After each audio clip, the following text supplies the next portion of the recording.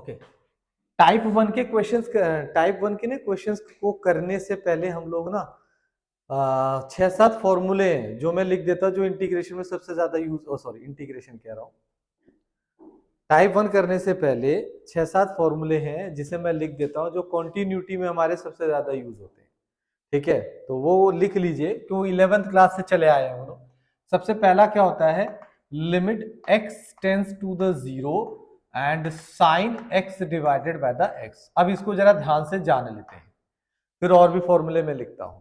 ठीक है ना, इस फॉर्मूले की रिक्वायरमेंट क्या है, इसकी सिर्फ एक ही रिक्वायरमेंट होती है, ये कहता है भैया जो मेरा एंगल है ना, जो मेरा एंगल है वही मेरे डिनोमिनेटर में होना चाहिए। अब एंगल मेरा जैसा भी होगा आपको वैसा ही चाहिए, वैसा ही आपको देना पड़ेगा। ठीक है ना, तो जैसे कि मैंने आपको यहाँ पर इसी के एग्जाम्पल वन है ना, इसी के और पार्ट ले लेता हूं मैं। जैसे मैंने x tends to the a ले लिया, और यहाँ पर मेरे पास क्या है, sine x square divided by the x square, तो ये वैल्यू 1 देगा, समझ रहे हो ना, यहाँ पर है। और जैसे मैंने लिख लिया, यहाँ पे a लिख दिया, 0 आएगा। Limit x tends to the 0 है, और मैंने यहाँ पर लिख दिया 2x divided by the x only. अब ये नाराज हो जाएगा, अब कहता है ये 2x नहीं है भैया, सिर्फ x है, मतलब पावर ये x है, पावर लीनियर इज ओके चलेगा, परंतु ये x है। यहां पे ये दोनों पावर तो मैच कर गई, परंतु इनके साथ कोफिशिएंट मैच नहीं कर रहा, तो कोफिशिएंट आपके हाथ में होता है, आपने 2 से मल्टीप्लाई कर दिया, 2 से डिवाइड कर दिया, तो ये वाला जो पार्ट होता है, ये पार्ट मेरा 1 कहलाता है। फाइनली आंसर 1 इंटू में 2 इज इक्वल टू आपका 2 बन जाता है। तो ये बहुत इंपॉर्टेंट है, ऐसी बात नहीं है। यहां पर एक चीज और इसके साथ में आपको याद दिला देता हूं, वो क्या है कि लिमिट में अगर जैसे मेरे पास यहां पे 0 है, 0 एंड मैंने यहां पे लिखा साइन स्क्वायर एक्स लिखा है, नीचे भी आपका एक्स स्क्वायर होना चाहिए, ये आपका कितना हो जाएगा, 1 हो जाएगा। ठीक है ना, ये 1 हो जाएगा। ऐसा क्यों हुआ, ये जो पावर है ना, ये एक्चुअल में 2 बार है, तो इसे मैं अगर एक्सपेंड करके लिखता हूं, क्योंकि ना ये आपको ना आगे के क्वेश्चंस को समझने के लिए जरूरी है। x टेंस टू 0, यहां पर कितना आ जाएगा, साइन x इंटू में क्या आ जाएगा, sine x divided by the x square. तो हम बेसिक फॉर्मूले की तरफ चलते हैं, तो वो ये क्या कहता है, limit x tends to the 0, यहां पर आ गया sine x divided by x into sine x divided by the x आ गया। और बेसिक चले तो लिमिट की प्रॉपर्टी होती थी, उन प्रॉपर्टीज में क्या होता था, लिमिट सेपरेट लग सकता है इन दोनों के साथ, तो मैं क्या लिखूंगा इसे, limit x tends to 0 sine x divided by x into limit x tends to 0 sine x divided by x। तो ये भी 1 बन गया, ये भी 1 बन गया। तो हमने यहां से क्या सीखा, हमने यहां से यह सीखा कि यदि मेरे पास पावर में भी होता है तो हमें सिर्फ ये चीज चेक करनी है, अगर यहाँ स्क्वायर है तो ये एक्स स्क्वायर होना चाहिए। ठीक है ना, तो हम डायरेक्टली 1 लिख सकते हैं। जैसे कि मैंने आपको इसको थोड़ा सा एक रूप दे देते हैं फॉर्मूले में। यहाँ पे sine raise to power m x है, और यहाँ पे x raise to power m है, तो इसकी वैल्यू भी कितनी आएगी, 1 आएगी। ठीक है ना, अब इसका एक और मिथ, मतलब ये ऐसे तो खत्म हुआ नहीं, ये तो आपको तब मजा आ रहा है 1 लिखने में जब यहां सिंपल x है, परंतु यदि यहां पर एक सिंपल x नहीं होता और उसके साथ कुछ मल्टीप्लाई हो रहा तो तब आप क्या करते। ठीक है ना, ये वाली जो चीज मैं आपको बता रहा हूं ना, ये टाइप 3 के क्वेश्चंस में सबसे ज्यादा यूज होता है, जिसमें आपको k की वैल्यू निकालनी होती है, तो उनमें काफी यूज होता है। तो ये आपका ना एकदम क्रिस्टल क्लियर होना चाहिए, एकदम साफ होना चाहिए कि हम क्या करने जा रहे हैं। पता चला आपको लिमिट्स आती है, मेथड आता है, सब कुछ आ रहा है, लास्ट में आके आप गलती कर गए। तो मैं 1-2 एग्जांपल और सेट कर रहा हूं ताकि आपको ये एकदम क्लियर हो जाए और इसके बाद हमें जरूरत ना पड़े इसे बार बार एक्सप्लेन करने की। ठीक है, क्या है वो, जैसे मैंने आपको एक क्वेश्चन दे दिया, क्वेश्चन क्या दिया मैंने, आपके पास एक सिचुएशन आ जाती है 0, और यहां पर आपके पास आ गया sign square x divided by the 2, and यहां पर ओनली x स्क्वायर आया। तो इसका जो आंसर है वो 1 नहीं होगा, ये 1 नहीं होगा, क्योंकि यहां वाला जो x है वो x/2 है और यहां सिंपल x है। तो आपको यहां पर क्या बनाना पड़ेगा, x/2 बनाना पड़ेगा। इसे आप दो तरीके से कर सकते हो। एक तरीका इस तरीके से है, लिमिट, इससे वो बच्चे करें जिनको ना प्रैक्टिस नहीं है, तो ये क्या बनेगा आपका साइन स्क्वायर x/2 था। मुझे इस वाले x को इसके जैसा बनाना है, तो मैंने क्या किया, x/2 इंटू में 2 और होल स्क्वायर के अंदर ही किया है, समझो जरा इस बात को, अंदर ही किया है मैंने। तो ये बन गया, तो ये कितना हो जाएगा, limit x tends to the 0 और यहां पे क्या आ जाएगा sine square x divided by 2। इनको मैं अलग कर देता हूं, ये क्या हो गया एक्स स्क्वायर, सॉरी ये हो जाएगा x/2 का होल स्क्वायर और ये कितना हो जाएगा 4 हो जाएगा। इसको मैंने बाहर निकाल दिया। अब ये दोनों सेम हो गए ना और ये पावर भी सेम हो गई, तो ये चीज क्या बन जाएगी, ये चीज आपकी क्या बन जाएगी, x बन जाएगा, वो 1 बन जाएगा। अगर ये 1 बन गया तो ये कितना हो जाएगा 1/4 आ गया आपका आंसर। अब एक एडवांस तरीके से बच्चा कैसे करेगा, एडवांस तरीके से बच्चा ऐसे करता है, लिमिट है, limit x tends to the a नहीं सॉरी 0, ये बार बार a क्यों आ रहा है मेरे दिमाग में, ये a है, यहां से कितना आ जाएगा लिमिट स्क्वायर x/2। दूसरा जो एक स्टूडेंट है वो कैसे करता है, यहां सिर्फ x स्क्वायर है। दूसरा जो तरीका है वो सिर्फ क्या देखता है, अच्छा इसके नीचे कांस्टेंट चाहिए, हमें कांस्टेंट कितना है 2 चाहिए, परंतु उसकी पावर कितनी चाहिए 2 चाहिए, तो हम क्या कर देंगे यहाँ पे 2⁻² से मल्टीप्लाई 2⁻², यहां कर दिया, डिवाइड और मल्टीप्लाई कर दिया, ये मेरा सेम हो गया और ये सेम होकर बाहर चला जाएगा, 1/4 आंसर आ जाएगा। आप दोनों में से कोई सा भी मेथड अपना सकते हो। इसको तो मैं उन बच्चों को बोलता हूं जो बहुत बेसिक होते हैं, बहुत मतलब जिनकी कैलकुलेशन में बहुत प्रॉब्लम आती है या जो समझ नहीं पाते ऐसा हम क्यों कर रहे हैं, ठीक है ना, तो ये उनके लिए है। इसी में एक चेंज और कर देता हूं मैं, जैसे मेरे पास एक सिचुएशन आ गई, लिमिट x टेंस टू 0, यहां पे मैंने साइन क्यूब 2 की जगह 2x divided by the x cube कर दिया। अब मैं क्या करूंगा, अब मुझे क्या चाहिए, यहां पर x के साथ 2 चाहिए, परंतु 2 की पावर कितनी चाहिए 3 टाइम्स चाहिए, तो मैं क्या करूंगा 2⁻, इसे आगे 2⁻3 यहां पे कर दिया, मल्टीप्लाई कर दिया, तो मैं इसी से क्या कर दूंगा, यहां पे ये रहा 2⁻3, ये एक्चुअल में कटेगा तो 1 आएगा, उस आपने फंक्शन में कोई चेंजेस नहीं किया है, समझ रहे हो, आप फंक्शन को नहीं छेड़ रहे हो, बस आपने क्या कर दिया अकॉर्डिंग टू द रिक्वायरमेंट आपने उसे फुलफिल कर दिया। तो ये वाला पार्ट कितना हो जाएगा और ये बन जाएगा आपका 8 आंसर आ जाएगा। तो ये आना बहुत जरूरी है, इस पे क्वेश्चंस काफी बनते हैं, ये आना जरूरी है। बाकी अदर फॉर्मूले की तरफ हम लोग चलते हैं।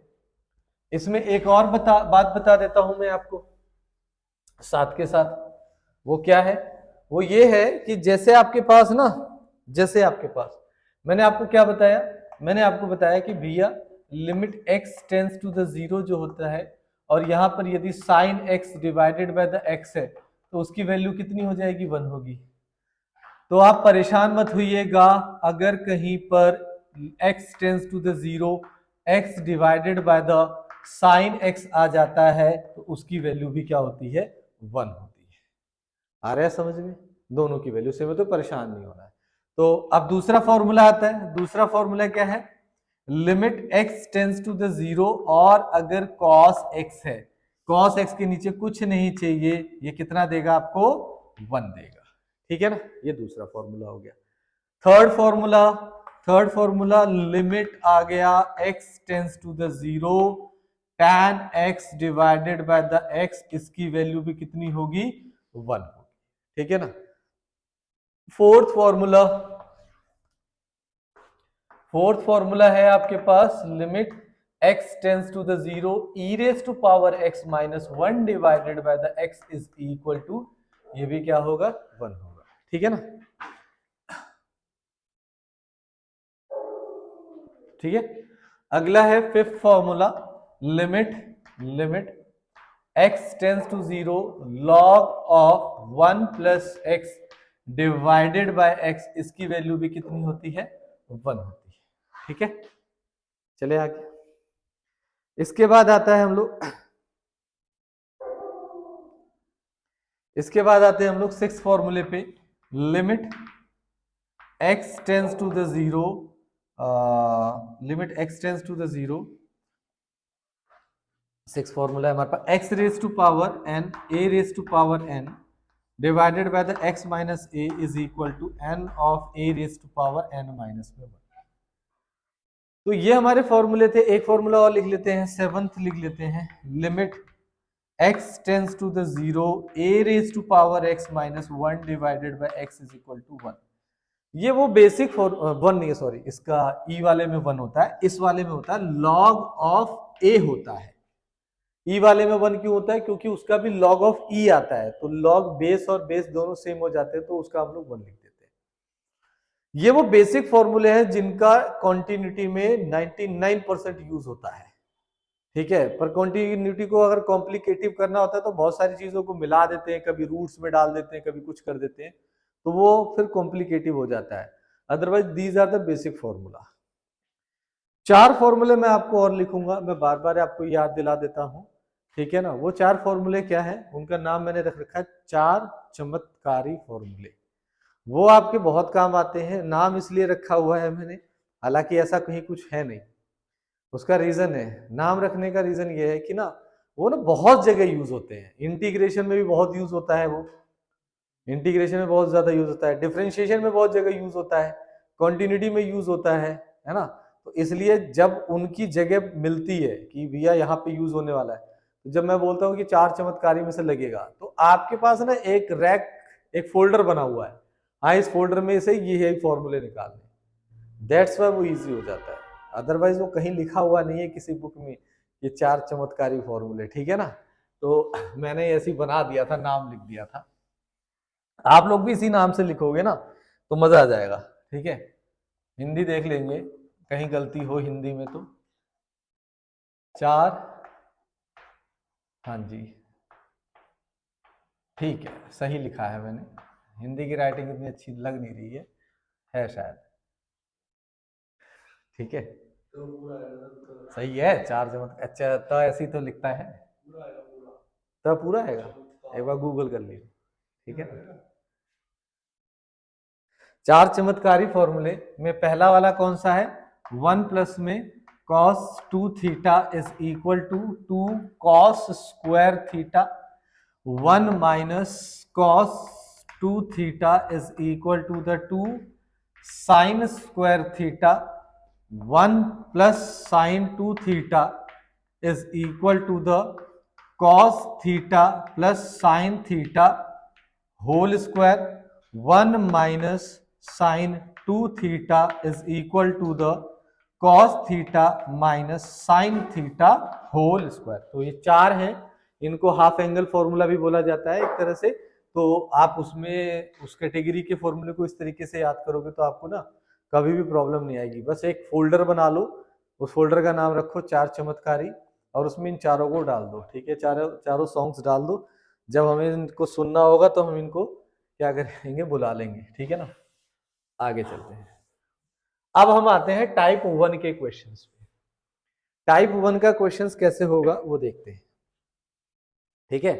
टाइप 1 के क्वेश्चंस में सिर्फ और सिर्फ हमें यह प्रूफ करना होता है कि दिया हुआ फंक्शन दिए हुए वैल्यू पर कॉन्टिन्यूअस है या नहीं है, बहुत, इसके अलावा हमें कुछ नहीं करना होता है। टाइप 2 में भी हमें यही करना होता है, परंतु टाइप 2 का जो क्वेश्चन होता है उसमें जो फंक्शन देने की टेक्निक होती है वो ब्रेक करके दिया जाता है। तो उसमें भी हमें यही बात बतानी होती है कि फंक्शन हमारा कॉन्टिन्यूअस है या नहीं है। टाइप 3 का जो क्वेश्चन है उसके अंदर हमें कुछ नहीं बताना, उसमें साफ लिखा होता है कि दिया हुआ फंक्शन इस x की वैल्यू पर कॉन्टिन्यूअस है। आपको सिर्फ क्या बताना है, आपको बताना है k की वैल्यू या लैम्डा की वैल्यू या a की वैल्यू या b की वैल्यू, जो आपसे बोलेगा, ठीक है। तो हम लोग टाइप 1 क्वेश्चन लिखते, लिखो type 1।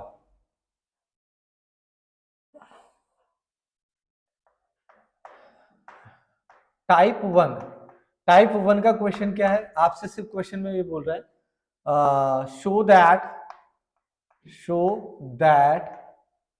fx is equal to x square plus 3x is is continuous at the x is equal to the 3। ठीक है ना। तो कंटिन्यूटी के लिए हमें क्या करना होता है, कंटिन्यूटी के लिए हमें left hand limit, right hand limit और फंक्शन वैल्यू को निकालना होता है, फिर हम चेक करते हैं, आगे चलते हैं। तो जब हम सोल्यूशन लिखेंगे तो हमारे पास सोल्यूशन में क्या आ जाएगा, वी हैव एक फंक्शन है हमारे पास f of x is equal to the x square plus में 3x। ठीक है ना। तो हमारे पास ये होता है f(x) is equal to the x square plus में 3x, है ना। अब मैं क्या करूंगा, कंटिन्यूटी चेक करूंगा। तो मैं सबसे पहले क्या निकालूंगा, लेफ्ट हैंड लिमिट। तो मैंने लिखा left hand limit at the x is equal to the 3 ये है ना मेरे पास।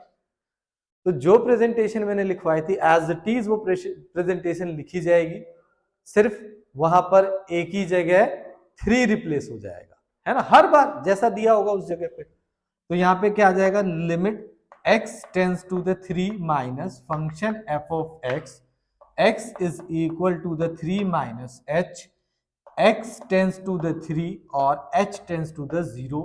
तो मेरा फंक्शन क्या रिप्लेस हो जाएगा इसके आगे, तो मैं लिखूंगा limit h tends to the 0, function value कितनी हो जाएगी मेरी 3 माइनस में, यहां पर फंक्शन में क्या कर लेंगे हम लोग, x की जगह 3 माइनस h रिप्लेस कर दिया।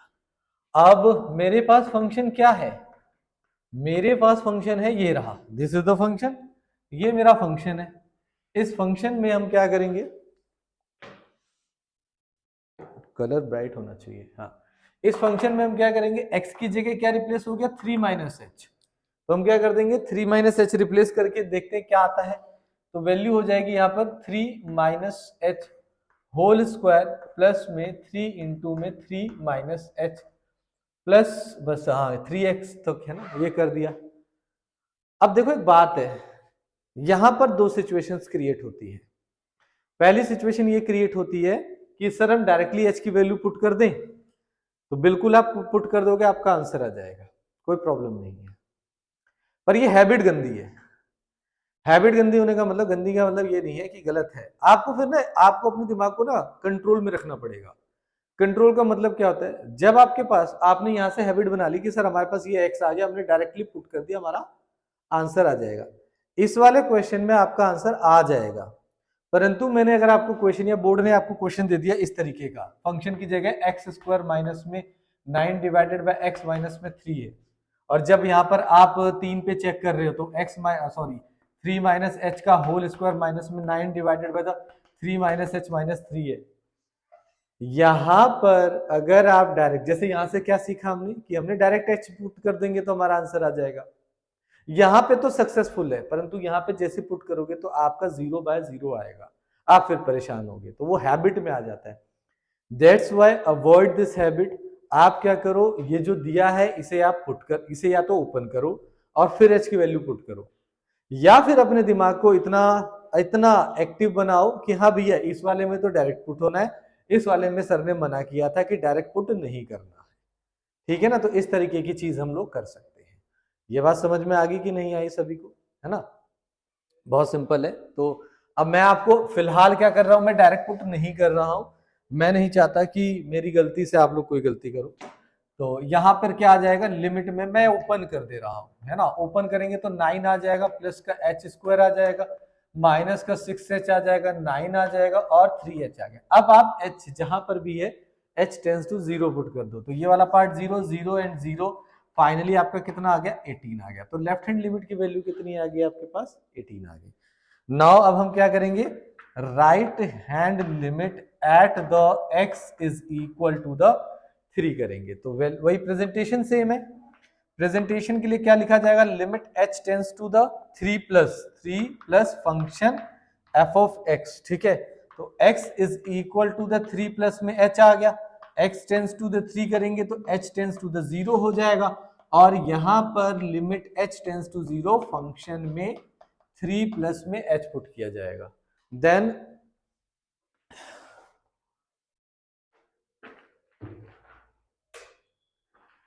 देन क्या होगा, देन हमारे पास क्या आ जाएगा, limit h tends to the 0। अब हमें कहा फंक्शन कौन सा यूज करेंगे, फंक्शन यही यूज करेंगे राइट हैंड लिमिट के लिए भी। तो हमने इस फंक्शन को यूज किया तो ये वैल्यू कितनी हो जाएगी 3 plus h whole square plus 3 bracket of 3 plus h. मैंने मना किया है कि डायरेक्टली वैल्यू नहीं पुट करनी है, तो हम क्या करेंगे यहाँ पे limit h tends to the 0 9 plus h square plus 6h plus 9 plus 3h। तो अब आप पुट कर दो 0 0 एंड ये 0 हो जाएगा, ये भी 0 पुट करोगे 0 पुट करोगे तो वैल्यू कितनी आ जाएगी 9 प्लस में 9 18 आ गया। तो राइट हैंड लिमिट की वैल्यू कितनी आ गई 18 आ गई। अब मैं क्या करूंगा, अब मैं निकालूंगा फंक्शन वैल्यू। फंक्शन वैल्यू कैसे निकलेगी at the x is equal to 3 पे। फंक्शन जहां पर भी x है उसकी जगह 3 पुट कर दो, तो ये क्या हो जाएगा 3 का स्क्वायर प्लस में 3 इंटू में 3, तो 9 प्लस में 9 यानी कि 18 आ गया। तो मैं क्या लिखूंगा भैया लेफ्ट हैंड लिमिट, तो मैं तो वैसे लिखूंगा x tends to the 3 minus fx is equal to the limit x tends to the 3 plus fx is equal to the function value. अगर यह आपस में बराबर है तो मैं क्या बोलूंगा function is a continuous function. Clear है टू एवरीवन, डन।